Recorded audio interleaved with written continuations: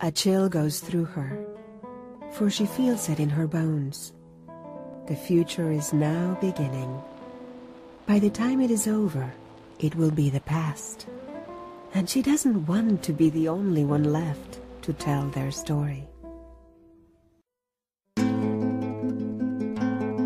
It's a backward look through time of four sisters, the Mirabal sisters, who were revolutionaries, underground revolutionaries during the reign of the dictator Trujillo. In the Dominican Republic, and we go back to see how they became the activists that they are in that crucial, decisive, and ultimately tragic moment. He ruled the Dominican Republic from 1930 to 1961 as a megalomaniac straight out of a magical realist novel. He's the one who brought the cult of personality to Latin America and turned his country into his personal plaything. Dede Mirabal remembers life under the dictatorship. Her interpreter is Minu Tavares Mirabal, the daughter of Minerva, the most political of las mariposas. A veces realmente yo me pregunto, ¿y cómo era que vivíamos en esa forma, donde no había libertad para nada? Sometimes I wonder how we could survive in such a time and in such an ambience of terror and lack of freedom. We couldn't feel free even to think. Max Paul Friedman. He took the capital, Santo Domingo, the oldest city in the Western Hemisphere, and renamed it after himself, Ciudad Trujillo. Then he filled it with 2,000 statues of Trujillo. He named the highest mountain Pico Trujillo, and his hometown region, Trujillo Province. He turned the national motto into God and Trujillo, had it put on the currency, on license plates, and a giant electric sign looming over the capital. Julia Alvarez. Everything from having his picture in your house with a caption that said, "In this house, Trujillo rules," and that was like a mandatory portrait. There were secret police everywhere, the scene, the Servicio de Inteligencia Militar.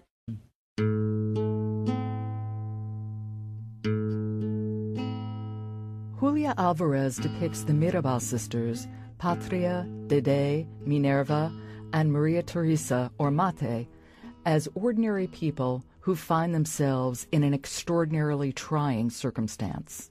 Max Paul Friedman. As she writes this novel, it seems that what she's trying to do is to get behind and beyond the image of these saintly martyrs, to use fiction in order to humanize them, to explore their childhoods, to write about their sibling rivalries, their petty hopes and fears.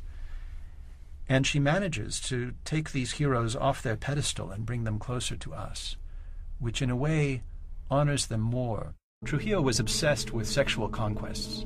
He literally employed a high-ranking palace official whose duties were to round up beautiful women for a selection ceremony 3 times a week, from whom Trujillo could select his bedmates. He liked to show up at weddings and claim the wedding night for himself. The background of the constant fear of sexual violence permeated Dominican society and is a constant theme in the novel as well. It's one of the reasons that the Mirabal sisters came to oppose him. Minerva was the most political of the Mirabal sisters and the first to challenge the Trujillo regime. Julia Alvarez. Minerva was definitely an idealist from very young. Juno Diaz. The girl was nobody's fool almost from the start. You meet some kids, man, and some kids are just, you can see it in them. But it's not just enough to say that she was born with it. I think that she came to a moral growth. Dede Mirabal and Minu Tavares Mirabal. She says that Minerva was so beautiful and so intelligent that her mother and her father were afraid to let her go to the university or to places because they don't want that Trujillo could see her and be interested in her. She met him in a party, and so he placed his eyes on her, and he organized another party in order to have the opportunity to meet her. Tavares Mirabal. Minerva was the leader of everyone in the family, especially to Maria Teresa. So Maria Teresa always was following her. Manolo and Minerva have explained everything. A national underground is forming. Everyone and everything has a code name. Manolo is Enriquillo, after the great Taino chieftain. And Minerva, of course, is Mariposa. Told Minerva and Manolo right out, I wanted to join. I could feel my breath coming short with the excitement of it all. Finally, there's Patria, the oldest and most religious sister who came to the revolution through a crisis of faith. She seemed like the most careful and the most motherly, but out of her sense of motherhood, and not just motherhood for her own children, but motherhood for all people, and the teachings of Christ and all the things that she believed from Catholicism, she couldn't bear to see humanity treated this way. June 1959, Patria attends a spiritual retreat in the mountains, where she finds herself witness to a massacre of revolutionaries. Nico Case.